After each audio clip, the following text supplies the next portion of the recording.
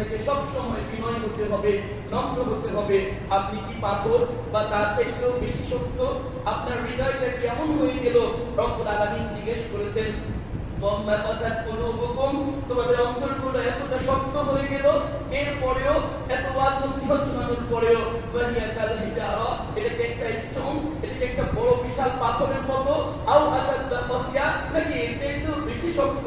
এত মারি, এত পিটি, এত আঘাত করি, পাথরের মৃত্যু হয় না। লোহা দিয়ে বাড়ি দিলে লোহা দ্বারা হয়ে যায়, পাথর ভাঙে না। আল্লাহ জিজ্ঞেস করছেন, অন্তরটা কি এরকম নাকি এর চাইতে বেশি? শুনুন, যে তোমার অন্তরটা এমন হয়, আল্লাহ বলতেছেন, তাহলে আমি তোমাকে নেচার দেখাবো।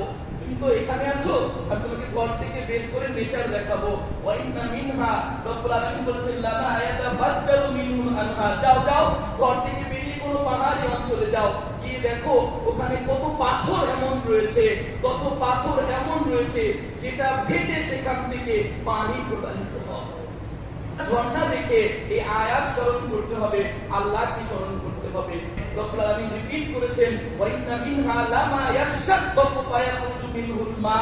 এক শ্রেণীর পাথর তো এমন রয়েছে যা ফেটে গিয়ে, আপনারা জানেন এগুলো, পাহাড়ের পাথর ফেটে গিয়ে মাঝখান থেকে ঝর্ণা দ্বারা শত বছর ধরে প্রবাহিত হচ্ছে। এরকম ঝর্ণা আমাদের বাংলাদেশেই রয়েছে, বিভিন্ন অঞ্চলে রয়েছে।